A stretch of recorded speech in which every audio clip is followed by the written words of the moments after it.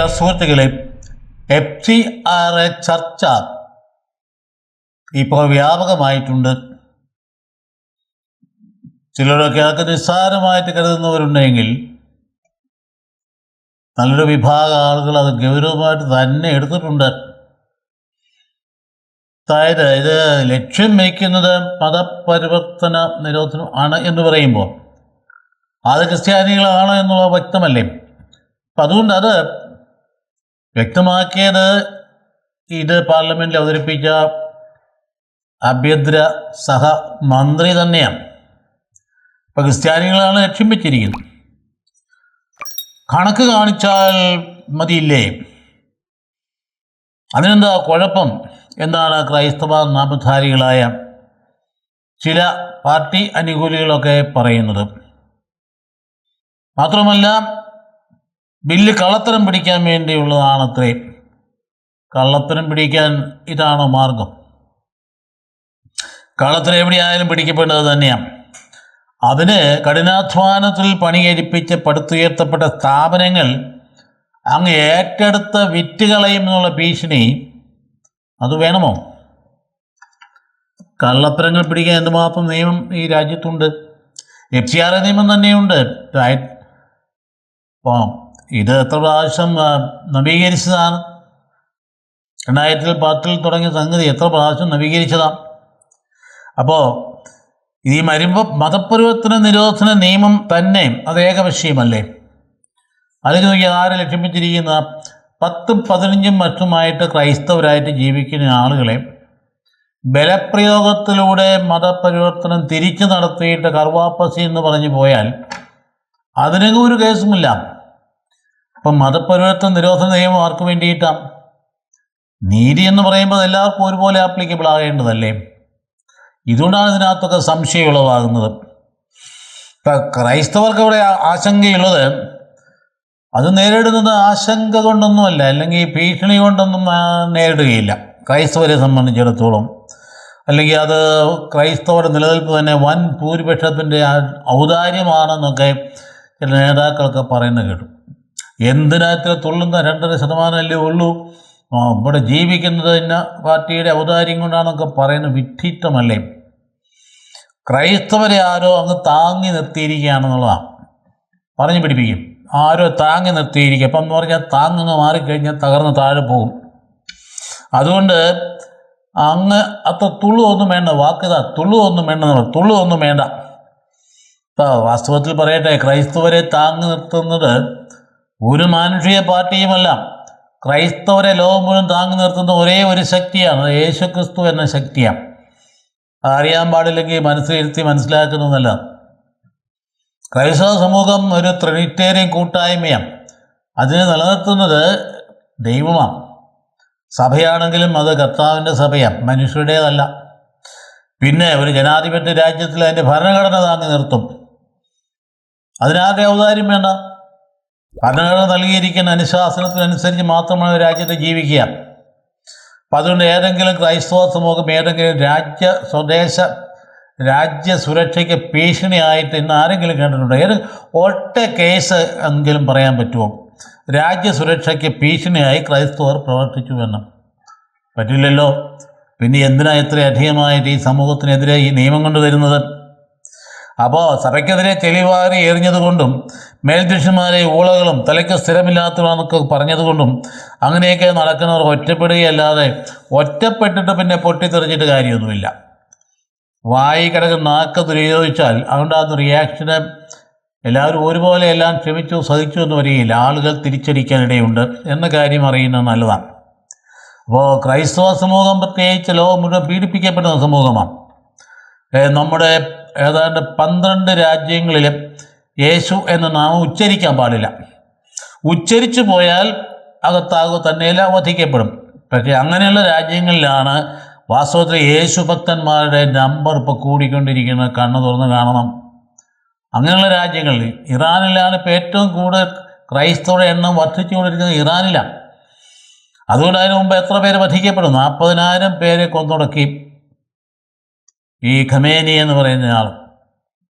അപ്പോൾ അതുകൊണ്ട് അസർബൈജാനിൽ എന്നാ സംഭവിച്ച്, അസർബൈജാൻ നമുക്കറിയാമല്ലോ, അവിടെ 1,25,000 പേരെ അർമേനിയൻ ക്രൈസ്തവരെ അവർ ജീവിച്ച ആ പ്രദേശത്ത് നിന്ന് ആട്ടി ഓടിച്ച് അർമേനിയയിലേക്ക് നാട് കടത്തി കളയും. എത്രയോ വർഷങ്ങൾ പഴക്കമുള്ള ദേവാലയങ്ങളുണ്ടായിരുന്നു അവർക്ക്, എന്തുമാത്രം സ്ഥാപനങ്ങളുണ്ടായിരുന്നു അവർക്ക്. ആ ദേവാലയങ്ങൾ ഇടിച്ചു നിരത്തി. അതൊന്നും ഇവിടെ വാർത്തയാകുന്നില്ലല്ലോ. ഇവിടെ ഗാസ എന്ന് പറയുന്നിടത്ത് വാർത്തയാകുന്നത്, ഇതൊന്നും വാർത്തയല്ല. അതുകൊണ്ട് ഈ വാസ്തവത്തിലെ മാധ്യമങ്ങളുടെ പക്ഷപാതപരമായ നിലപാട് അവരും വാസ്തവത്തിൽ ഭയപ്പെട്ടുകൊണ്ടായിരിക്കാം. എന്തായാലും ശരി, ഇതൊക്കെയാണ് സംഭവിച്ചുകൊണ്ടിരിക്കുന്നത്. അപ്പം തെറ്റ് ചെയ്യുന്നവർക്ക് ബില്ലിൻ്റെ ഭേദഗതി ഭയപ്പെടാനുള്ളൂ എന്ന തൽപര കക്ഷിയാണ് തട്ടിവിടുക. തെറ്റ് ചെയ്യുന്നവർക്ക് എന്ന് പറഞ്ഞാൽ അതിൻ്റെ അർത്ഥം എന്താ? വാസ്തവത്തിൽ മാപ്പ് പറയേണ്ട ഒരു കാര്യം, ആരാ തെറ്റ് ചെയ്തതെന്ന് ബിഷപ്പ് ചോദിക്കുകയുണ്ടായി. ആരാ തെറ്റ് ചെയ്യുന്ന ഒരെണ്ണം എടുത്തു കാണിക്കാൻ പറ്റുമോ എന്ന് ഒരു മേൽദർശകർ ചോദിക്കുകയുണ്ടായി. ഒറ്റ കേസെങ്കിലും പറയാൻ പറ്റുമോ എന്ന്. അപ്പോൾ ഇങ്ങനെയുള്ളവർ ശ്രദ്ധിക്കേണ്ടതുണ്ട്. ഈ 12 സംസ്ഥാന മതപരിവർത്തന നിരോധന നിയമം നടപ്പാക്കി അവിടങ്ങളിലെല്ലാം ക്രൈസ്തവർക്കെതിരെയുള്ള അക്രമങ്ങളുടെ നിര അത് 1000 മടങ്ങ് വർദ്ധിച്ചു. 100-ൽ പരമല്ല, 1000 മടങ്ങ് വർദ്ധിച്ചു. അപ്പോൾ ഇന്നത്തെ സൈബർ യുഗത്തിൽ ഇതൊന്നും മറച്ചു വയ്ക്കാനൊന്നും പറ്റിയില്ല. അപ്പോൾ അതുകൊണ്ട് ഇങ്ങനെ നിയമം ഉണ്ടാക്കിയതിൻ്റെ ഫലം രാജ്യത്തിൻ്റെ പേരാണ് ഈ പോകുന്നത്. അമേരിക്കയെ പാറസുകാരെ മുടക്കാൻ അല്ലെങ്കിൽ നിരോധിക്കാൻ നോക്കുമെന്ന് പറയുമ്പോൾ ഒക്കെ ഇവിടെ ഷോക്ക് ഉണ്ടാകുന്നില്ലേ? അതുകൊണ്ട് ഈ ലോകം മുഴുവൻ അറിയുന്ന ഒരു കാര്യം തന്നെയാണ്. പിന്നെ ഒരാൾ പറയുന്നത് സഭയുടെ പ്രതിസന്ധികളിൽ ഞങ്ങളെ ഉണ്ടായിരുന്നുള്ളൂ എന്ന് ചില നേതാക്കൾ പറയുന്നുണ്ട്. വേറെ ആരും ഇല്ലായിരുന്നു, അല്ലെങ്കിൽ ഓരോരുത്തരും പേര് വിളിച്ചിട്ട് ഇയാളുണ്ടോ അയാളുണ്ടോ ഒന്നുമില്ല, ഞങ്ങളെ ഉണ്ടായിരുന്നുള്ളൂ. പക്ഷേ ഈ പ്രതിസന്ധി ആരാ സൃഷ്ടിച്ചത്? അതേക്കുറിച്ച് മറുപടിയില്ല. പ്രതിസന്ധി സൃഷ്ടിച്ചവർ തന്നെയാണ് പ്രതിസന്ധി പരിഹരിക്കാൻ മുമ്പ് നിന്നത്. ആലോചിച്ച് നോക്കിയേ, നിരപരാധികളായ കന്യാസ്ത്രീകളെ അകാരണമായി അറസ്റ്റ് ചെയ്ത് ബന്ധനസ്ഥരാക്കിയ ശേഷം പീഡനങ്ങൾക്കൊടുവിൽ വിട്ടയച്ചത് എങ്ങനെയാണ്? ഞങ്ങളുടെ ഇടപെടൽ മൂലമാണ്. അപ്പോൾ അവരെ ആരാ അറസ്റ്റ് ചെയ്ത്, ആരാ കൊണ്ടുപോയത്? ഈ പ്രതിസന്ധി ഉണ്ടാക്കിയത് ആരാണ്? എന്നിട്ട് കണ്ണിൽ പൊടിയിടാൻ വേണ്ടി ഞങ്ങൾ ചെന്ന് രക്ഷപ്പെടുത്തിയെന്ന് പറയുമ്പോൾ അതിൻ്റെ അകത്ത് വൈരുദ്ധ്യം മനസ്സിലാക്കേണ്ടതാണ്. ഇതിനകം തന്നെ വിദേശ ഫണ്ടുകൾ ദുർവിനിയോഗം തടയൽ വേണ്ടുപോലെ നിയമങ്ങൾ ഉണ്ടായിട്ടും മദർ തെരേസയുടെ തന്നെ ജീവകാരുണ്യ പ്രവർത്തന അക്കൗണ്ടുകൾ മരവിപ്പിച്ചില്ലേ? അവരെ എന്ത് ദേശ സുരക്ഷയ്ക്ക് വിരുദ്ധമായിട്ട് പ്രവർത്തിച്ച ഈ മദർ തെരേസയുടെ സന്യാസ സഭ ലോകത്തിൽ എന്തുമാത്രം രാജ്യങ്ങളെ അവർ ഭയങ്കരമായിട്ട് ആഞ്ഞു പുൽകി സ്വാഗതം ചെയ്യുമ്പോഴാണ് ഇവിടെ നമ്മുടെ സ്ഥാനത്ത് നമ്മുടെ രാജ്യത്ത് അവരുടെ FCRA അക്കൗണ്ടുകൾ മരവിപ്പിച്ചിരിക്കും. അവരായതുകൊണ്ട് വെള്ളം ഉണ്ടാക്കുന്നില്ല. വേണം എന്ന മട്ടിൽ അവർ വേറെ രാജ്യങ്ങളിലേക്ക് പോകും. അപ്പോൾ അതുകൊണ്ട് നമുക്കെന്താ 100 കണക്കിന് പാവപ്പെട്ടവർ പെരുവഴിയിലായി. അപ്പോൾ എത്ര ഹൈന്ദവ സംഘടനകളുടെ FCRA നിരോധിച്ചിട്ടുണ്ട്? ക്രൈസ്തവർക്ക് മാത്രമല്ലല്ലോ പണം വരുന്നത്. എത്രയോ ഹൈന്ദവ സംഘം ഏറ്റവും കൂടുതൽ പണം വരുന്നത് ആർക്കാണെന്ന് എല്ലാവർക്കും അറിയാമല്ലോ. അവിടെ എന്തെങ്കിലും ഒരു ED ഒന്ന് ഇടപെടുമോ? ഇല്ലല്ലോ. ആരെങ്കിലും ഇടപെടുമോ? അപ്പോൾ അതുകൊണ്ട് ഇങ്ങനെയുള്ള കാര്യങ്ങളൊക്കെ ഏകപക്ഷീയമാണ്. അപ്പോൾ വടക്കേന്ത്യ മിഷണറിമാർ അകാരണമായി പീഡിപ്പിക്കപ്പെടുന്നു എന്ന് പറയുന്നത് സംശയമില്ലാത്ത കാര്യമാണ്. പാവപ്പെട്ട ദളിതർക്കും ആദിവാസികൾക്കും മിഷണറിമാർ വിദ്യാഭ്യാസം നൽകുന്നു എന്നതല്ലേ വാസ്തവത്തിൽ പ്രശ്നം. ആത്മാർത്ഥമായിട്ട് ഈ പ്രശ്നത്തിൻ്റെ ഉള്ളറകളിലേക്കൊന്ന് തിരിഞ്ഞു ചെന്നാൽ പ്രശ്നം എന്താണ്? മതപരിവർത്തനമൊന്നുമല്ല. ഇവർക്കാർക്ക് ഈ പറയുന്ന വലിയ മതസ്നേഹം എന്നുള്ളതായിട്ട് ഞങ്ങൾ കരുതുന്നില്ല. ഈ ഭീകരപ്രവർത്തകർക്ക് മതപരിവർത്തനമേ അല്ല, പ്രശ്നം മുഴുവൻ വിദ്യാഭ്യാസമാണ്. അപ്പോൾ അവിടെ ഈയിടെ ഉണ്ടായ സംഭവം രാജസ്ഥാനിൽ അറിഞ്ഞില്ലേ? രാജസ്ഥാനിൽ ക്രിസ്ത്യൻ സ്കൂളിൻ്റെ അംഗീകാരം റദ്ദാക്കി. കഴിഞ്ഞ ദിനം ദുംഗാപൂർ ജില്ലയിലെ പട്ടേല സെൻറ്റ് പോൾ സ്കൂളിൻ്റെ പ്രവർത്തന അനുമതിയാണ് റദ്ദാക്കിയത്. എളുപ്പത്തിൽ കഴിഞ്ഞില്ലേ? ഈ ബില്ല് പാസ്സായി കഴിഞ്ഞാണല്ലോ അവിടെ ഇവിടെയൊക്കെ വലിയ പമ്പൻ കോളേജുകളൊക്കെ വേണമെങ്കിൽ പെട്ടെന്ന് റദ്ദാക്കിയാൽ പിന്നെ എന്ത് ചെയ്യും? മുമ്പോട്ടെങ്ങനെ പോവും? ഇതൊന്നും നിസ്സാരമായിട്ട് കരുതേണ്ട കാര്യമൊന്നുമല്ല. അതൊന്നും നടക്കാൻ പോകുന്നില്ല എന്ന് ആളുകൾ പറയണ്ട. അധികാരമുള്ള ഭരണകൂടം ദൃഢമായ തീരുമാനത്തോടുകൂടി തകർക്കാൻ ശ്രമിച്ചു കഴിഞ്ഞാൽ തകർത്തിരിക്കും. അതുകൊണ്ട് ഇപ്പം കുട്ടികളെ ഇവിടെ എന്താ പരാതി? ഈ സ്കൂൾ ഏറ്റെടുക്കാൻ കാര്യം അല്ലെങ്കിൽ വേണ്ട റദ്ദാക്കാൻ കാരണം കുട്ടികളെ ക്രിസ്തുവിലേക്ക് ആകർഷിക്കുന്ന ബ്രെയിൻ വാഷിങ് നടത്തുന്നു എന്നതാണ് കണ്ടുപിടിച്ചിരിക്കും. വാസ്തവത്തിൽ എന്താ? ആ സ്കൂളിൻ്റെ ആരംഭത്തിൽ പ്രാർത്ഥന നടത്തുന്നു. നമ്മുടെ ഭരണഘടന അനുസരിച്ച് ഈ നടത്തുന്ന മൈനോറിറ്റിയുടെ സ്ഥാപനങ്ങളിൽ അവരുടേതായ പ്രാർത്ഥനകൾ ചൊല്ലുന്ന അധികാരവും അനുവാദവും ഉള്ളതാണ്. ഇതേ ഉള്ളൂ അതിൻ്റെ കാര്യം. അത് ക്രൈസ്തവ പ്രാർത്ഥന നടത്തുന്നു, അത് ഭരണഘടന അനുസരണീയമാണ്. അതുകൊണ്ട് തന്നെ അംഗീകാരം റദ്ദാക്കി 300-ലധികം കുട്ടികൾ വഴിയാധാരമായി. ഇവർക്ക് ആർക്കെങ്കിലും ഇതേക്കുറിച്ച് വിഷമമുണ്ടോ? ഇവിടെയൊക്കെ നിസ്സാരമായിട്ട് എടുക്കുന്നവരോടെ ചോദിക്കുന്നത്, ഈ കാണുന്ന സംഭവങ്ങളൊക്കെ വളരെ കൃത്യമായിട്ട് നമ്മുടെ ചെവികളിൽ എത്തുന്നുണ്ടല്ലോ. ഈ സൈബർ യുഗമല്ലേ ഇത്, മറച്ചു വെക്കാൻ പറ്റില്ലല്ലോ. ആ 300-ലധികം കുട്ടികൾ ഇനി എന്ത് ചെയ്യും? മറ്റേ സ്കൂളിൽ തേടി പോകണ്ടേ? അവരുടെ ഭാവിയെക്കുറിച്ച് എന്താ ഇത്ര ഏതെങ്കിലും തരത്തിലൊരു ധാരണയുണ്ടോ? അങ്ങ് റദ്ദ് ചെയ്തു, അത്രയേ ഉള്ളൂ. ഞങ്ങളോട് ആരും ചോദിക്കാതിരിക്കുന്നത്. ഇതാണ് ഏകപക്ഷീയമാണ് എന്ന് പറയുന്നത്. ഇപ്പം വിദ്യാഭ്യാസം നൽകരുത്, അത് സാമൂഹ്യ സംഘടനയെ സാമൂഹ്യ വ്യവസ്ഥയെ തകിടം മറിക്കുമെന്ന്. എന്നാൽ സാമൂഹ്യ വ്യവസ്ഥ അടിമത്വം, അപ്പർ ക്ലാസ്സിൻ്റെ വലിയ പ്രിവിലേജുകൾ അത് നഷ്ടപ്പെടാനായിട്ട് ഇടയാകുന്നു. അപ്പർ ക്ലാസ് ഇന്ത്യയിലുണ്ട്, വടക്കേ 12-13% ഉള്ളൂ. ബാക്കിയെല്ലാ ആദിവാസികളും ദളിതരുമാണ്. അപ്പം അടിമപ്പണിക്ക് ആളെ കിട്ടാനില്ലെന്നും ദളിതരും ആദിവാസികളും തങ്ങളുടെ കോട്ടകൾ ഫില്ല് ചെയ്തിരുന്നില്ല പണ്ട്. വിദ്യാഭ്യാസത്തിൻ്റെയും ജോലിയുടെയും കാര്യങ്ങളിൽ അവർക്ക്, ഈ ആദിവാസികൾക്ക് അവരുടെ കോട്ട ഉണ്ടായിരുന്ന ആരും ഫില്ല് ചെയ്തില്ല. അവരാരും ആ വഴിക്ക് പോയില്ലായിരുന്നു, കാരണം കന്നുകാലി നോക്കാൻ പോകാം, ഇതവൻ്റെ മെയിൻ പരിപാടി. അപ്പോൾ അതുകൊണ്ട് അത് ഇപ്പോൾ അപ്പർ ക്ലാസ്സിൻ്റെ പ്രശ്നം എന്ന് പറയുന്നത് ഇപ്പോൾ ഇതെല്ലാം ഫില്ല് ചെയ്യാൻ തുടങ്ങി. കാരണം ഇവർക്ക് വിദ്യാഭ്യാസം കിട്ടാൻ തുടങ്ങി പറഞ്ഞാൽ അത് സിവിൽ സർവീസ് വരെ കയറിപ്പറ്റാൻ തുടങ്ങി. അപ്പോൾ അത് ഉൾക്കൊള്ളാനായിട്ട് ഇതല്ലേ വാസ്തവത്തിൽ ഇവിടുത്തെ രൂക്ഷമായ പ്രശ്നം. ഈ രാജ്യത്തിൻ്റെ വികസനത്തിന് സ്റ്റാൻ സ്വാമി എന്തിനു വേണ്ടിയിട്ടാണ് ഇതുപോലെ വാസ്തവത്തിൽ പീഡിപ്പിച്ച് കൊന്നത്? വിശുദ്ധനായ ഒരു വൈദികൻ, സന്യാസ വൈദികനാണ്. അദ്ദേഹത്തെ ബന്ധത്തിനാക്കാൻ വേണ്ടി അദ്ദേഹത്തിന് കമ്പ്യൂട്ടറിനകത്ത് വാസ്തവത്തിൽ വളരെ കൃത്രിമമായ റെക്കോർഡുകൾ ഉണ്ടാക്കിയതിന് ശേഷമാണ് അറസ്റ്റ് ചെയ്തത്. മാവോയിസ്റ്റിൻ്റെ കൂടെയാണെന്ന് പറഞ്ഞാൽ ആലോചിച്ച് നോക്കിയേ, ആരാ? ഒരു ജെസ്യൂട്ട് പ്രീസ്റ്റ് ആണെന്ന് ഓർക്കണം. അപ്പം അതുകൊണ്ട് സ്കൂളിൻ്റെ അംഗീകാരം റദ്ദാക്കി ബില്ലിൻ്റെ ഭേദഗതി അംഗീകരിച്ച് പാസ്സാക്കിയാൽ എന്തെങ്കിലും കാരണം പറഞ്ഞ് വിദ്യാഭ്യാസ സ്ഥാപനങ്ങളെ റദ്ദാക്കാനായിട്ട് ഈ സർക്കാരിന് കഴിയും. അതുകൊണ്ടാണ് ഈ FCR ബില്ല് നിസ്സാര കാര്യമൊന്നുമല്ലെന്ന് ഈ പറയുന്നത്. അത് പാസ്സാക്കി എടുക്കുന്ന ദൃഢമായ തീരുമാനം തന്നെ പറഞ്ഞു. അല്ലെങ്കിൽ അതേക്കുറിച്ച് പുനരാലോചന നടത്തും, അല്ലെ വേറെ സബ് കമ്മിറ്റിക്ക് വിടുമെന്നൊന്നും പറഞ്ഞില്ലല്ലോ.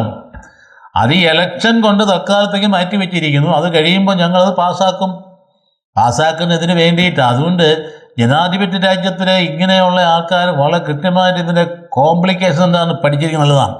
അപ്പോൾ ആദിവാസികൾ സിവിൽ സർവീസ് തലങ്ങളിൽ ഇപ്പോൾ എത്തി അല്ലേ? IPS ഒരാൾ എത്തി, അതിനായിട്ട് പീഡിപ്പിച്ചു. അവർ ഉൾക്കൊള്ളാൻ പറ്റുന്നില്ല. IPS ദളിത് വിഭാഗത്തിൽ ആദിവാസികളുണ്ടായപ്പോൾ ഉൾക്കൊള്ളാൻ പറ്റിയില്ല. അപ്പോൾ ഒരു കാലത്ത് അവരുടെ സംവരണ മേഖലയിൽ ഒരു അപേക്ഷ പോലും ഇല്ലാതിരുന്നിടത്താണ് ഇപ്പോൾ എല്ലാം ഫില്ല് ചെയ്ത് പോവുക. അതുകൊണ്ട് അവരുടെ വേക്കൻ്റായിട്ട് കിടന്ന പോസ്റ്റ് കൂടി ജനറൽ കാറ്റഗറിയിൽ വന്നിട്ട് ഈ അപ്പർ ക്ലാസ്സിനെ അത് പ്രയോജനപ്പെടുത്താമായിരുന്നു. ഇപ്പം അത് കിട്ടുന്നില്ലെന്നും മാത്രമല്ല, ഇവർ ഉയർന്ന സ്ഥാനങ്ങളിൽ വന്നു കഴിയുമ്പോൾ അത് ഉൾക്കൊള്ളാൻ പറ്റില്ല എന്ന്. അപ്പോൾ ആദിവാസി അടിമപ്പണിയിൽ തന്നെ തളിച്ചിടണം. 13% വരുന്ന അപ്പർ ക്ലാസ്സിന്, അത് ഭൂരിപക്ഷം ആദിവാസികളും ദളിതരുമായവരും എല്ലാം അവർ വിദ്യാഭ്യസിച്ച് കഴിഞ്ഞാൽ അത് ഭയങ്കര പ്രശ്നമായി തരും. എന്താ മിഷണറിമാരുള്ള വിരോധത്തിൻ്റെ കാരണം തന്നെ. പ്രാണിമരിയായി എന്തിന് 53 കുത്തുകൊടുത്ത് കൊല്ലിപ്പിച്ചത് എന്തിനു വേണ്ടിയിട്ടാണ്? സർക്കാരിൻ്റെ ആനുകൂല്യങ്ങൾ നേരിട്ട് ഈ പാവങ്ങൾക്ക് കൊണ്ട് വാങ്ങിച്ചു കൊടുക്കുമായിരുന്നു. ഇടനിലക്കാരനും മുതലെടുക്കാൻ പറ്റിയില്ല, അതല്ലേ ഉള്ളൂ കാര്യം. അപ്പം മിഷണറിയെ എതിർക്കുന്നത് മതപരിവർത്തനമൊന്നുമല്ല, അതൊന്നുമല്ല എൻ്റെ പ്രശ്നം. ഈ അവരുടെ മതത്തിനൊന്നും വലിയ മതം എന്താണെന്ന് അറിയാൻ പാടില്ലാത്തവരാണ് ഇവരെല്ലാം. അതുകൊണ്ട് ക്രൈസ്തവ വിദ്യാഭ്യാസ സ്ഥാപനങ്ങളെ വരിഞ്ഞു മുറുക്കുക, പ്രവർത്തനം തടസ്സപ്പെടുത്തുക, ഭീഷണിപ്പെടുത്തുക. മിഷണറിമാർ ഇതെല്ലാം ഉപേക്ഷിച്ചിട്ട് പോകണം. അതാണ് ഭയപ്പെടുത്തിയിട്ട് പോകണം. പക്ഷേ ഭയപ്പെട്ട് ആരെങ്കിലും പോകുന്നുണ്ടോ? ഇവിടുന്ന് കേരളത്തിൽ നിന്ന് പോയ ഒരു മിഷണറിയും വടക്കേ ഇന്ത്യയിൽ ഇവരെ പേടിപ്പിച്ച് ഭീഷണിപ്പെടുത്തി പെട്ടി മടക്കി പോരും ആരും കരുതേണ്ട. അവരവിടെ മരിച്ച് വീടാണെങ്കിൽ മരിക്കുകയുള്ളൂ. പക്ഷെ ഇവർ ധരിച്ചു വെച്ചിരിക്കുന്നത് അങ്ങനെ ഒരു വരികൊണ്ട് പൊക്കോളും എന്നാണ്. അതുകൊണ്ട് വിദേശ പണം മിഷണറിമാർ കൈവശപ്പെടുത്തുന്നത് ജനക്ഷേമത്തിന് വേണ്ടിയാണ് വിനിയോഗിക്കപ്പെടുന്നത്. അല്ലാതെ ഉണ്ടെങ്കിൽ പിടിക്കാമല്ലോ, ഇങ്ങ് തിരുത്താമല്ലോ. അതുകൊണ്ട് അവരെ തട്ടിപ്പുകാരാക്കി ചിത്രീകരിക്കുകയായിരുന്നു. ആലോചിച്ച് നോക്കി, ഈ ഹിറ്റ്ലർ ചെയ്തത് എന്താണ്? ആദ്യമേ ഈ യഹൂദന്മാരെയൊക്കെ കൊന്നെടുക്കുന്നതിന് മുമ്പ് ആദ്യം ഗീബൽസിനെ കൊണ്ട് നുണ പറയിപ്പിച്ച് അവരെ കൊള്ളരുതാത്തവരാക്കി, അവരെ ജീവിക്കാൻ അർഹതയില്ലാത്തവരാക്കി പ്രചരണം നടത്തി, താടിനെ പട്ടിയാക്കി. അപ്പം അതുകൊണ്ട് ആദ്യം ഇവരെ തട്ടിപ്പുകാരാക്കി ചിത്രീകരിക്കും. അപ്പം കേരളത്തിലെ ക്രൈസ്തവരെല്ലാം തട്ടിപ്പുകാരാണെന്ന് വരുത്തി വെച്ച് കഴിഞ്ഞാൽ അവർക്കെതിരെ പിന്നെ എന്ത് ചെയ്താലും ഭൂരിപക്ഷം അത് അംഗീകരിക്കുക എന്നുള്ളതാണ് മനസ്സിലിരിപ്പ്. അപ്പോൾ അതുകൊണ്ട് ഏറ്റവും കൂടുതൽ വിദേശ പണം വരുന്നത് വാസ്തവത്തിൽ ആർക്കാം? ഈ ക്രൈസ്തവർക്കല്ലോ, ഹൈന്ദവ സംഘടനകൾക്കല്ലേ. എന്നിട്ട് അവിടെ അതിനായിട്ട് ഈ ബില്ല് നിയമമായാൽ ഏകപക്ഷീയമായി തന്നെ നടപ്പാക്കുമെന്ന് ഒരു സംശയം വേണ്ട. അവർ തൊടാൻ പോകുന്നില്ല, ഹൈന്ദവ സംഘടനകളൊന്നും തൊടാൻ പോകുന്നില്ല. അവർക്ക് എന്തുമാകാം. അതുകൊണ്ട് അവർക്ക് മുമ്പോട്ട് പോകുന്ന ഒരു പരിമിതിയും ഉണ്ടാവുകയില്ല. അതിന് കോട്ടയം പട്ടണത്തിന് സമീപം ഉണ്ടായിരുന്ന ആയിരങ്ങൾക്ക് ആശ്രയമായിരുന്ന ക്യാൻസർ സെൻറ്റർ ഇപ്പോൾ ഉള്ളതാണ്. അത് രൂപപ്പെടുത്തിയെടുത്തത് അങ്ങനെയാണ്. അതൊരു സമൂഹത്തിൻ്റെയാണ്. അതിന് മേലധ്യക്ഷന് ലോകം മുഴുവനുള്ള, യൂറോപ്പിലും അമേരിക്കയൊക്കെയുള്ള അവരുടെ കുടുംബാംഗങ്ങളുടെ ഭവനങ്ങൾ മുഴുവൻ കയറി ഇറങ്ങി നടന്ന് സഞ്ചരിച്ച് ഉണ്ടാക്കി കൊണ്ടുവന്ന പണമാണ് വലിയ ക്യാൻസർ സെൻ്ററായിട്ട് ഇപ്പോൾ ഉയർന്നു വന്ന അനേകർക്കും. ആ സെൻ്ററിൻ്റെ പല ആൾക്കാർ ക്രൈസ്തവർക്ക് മാത്രമാണോ? എല്ലാ ജാതികൾക്കും പറ്റിയ ഒരു ചികിത്സാ കേന്ദ്രം രൂപപ്പെടുത്തിയത്. അപ്പോൾ എന്തെങ്കിലും കുറ്റം പറഞ്ഞ് അതിൻ്റെയൊക്കെ FCR റദ്ദ് ചെയ്ത് സർക്കാർ ഏറ്റെടുത്താൽ എന്തായിരിക്കും ഫലം? കിരാതം, ക്രൂരത എന്നല്ല എന്താ പറയാനിരിക്കും. ഇത് വിദേശ ഫണ്ടല്ലേ, ഫണ്ട് അവരുടെ കുടുംബാംഗങ്ങൾ തന്നെയാണ്. പക്ഷേ FCR കൂടെ വരാൻ പറ്റുള്ളൂ. അതായത് വിദേശ ഫണ്ടെന്ന് പറയുന്നതല്ല. ഇവിടെ ആരും അങ്ങോട്ട് ഇങ്ങനെ ഒന്നിച്ച് വലിയ കൂട്ടമായിട്ട് വലിയ തുകയൊന്നും അയച്ചതെന്ന് അത് വർക്ക് ചെയ്തുകൊണ്ട് എൻജോയ് ചെയ്യുന്ന ആൾ ധരിച്ചു വെച്ചു. അങ്ങനെയല്ല. അതീ ബന്ധപ്പെട്ട സമൂഹങ്ങൾ, വിദൂരതയിലുള്ള ആൾക്കാർ, ഒരു രൂപത തന്നെയാണെങ്കിലും പലപ്പോഴും അവർ മുൻപോട്ട് കൊണ്ടുപോകുന്ന രൂപതയിലെ വൈദികർ വിദേശ രാജ്യങ്ങളിലെ സന്യാസി വിദേശ രാജ്യങ്ങളിൽ ചെയ്ത് ജോലി ചെയ്യുന്നതിൻ്റെ അത് പാരിതോഷികം ഇങ്ങോട്ട് അയച്ചു തരുന്നത് കൊണ്ടാണ്. അത് FCR വഴിയാണ് വരുന്നത്. അപ്പം അതുകൊണ്ട് നാം പഠിക്കേണ്ട ഒരു കാര്യം, ഈ നിയമം ഈ വിധത്തിൽ തന്നെ പാസ്സാക്കിയെടുത്താൽ അത് അപകടമാണ് എന്ന കാര്യം ജനം അറിഞ്ഞിരിക്കണം, പഠിച്ചിരിക്കണം, മനസ്സിലാക്കിയിരിക്കണം. Thank you very much.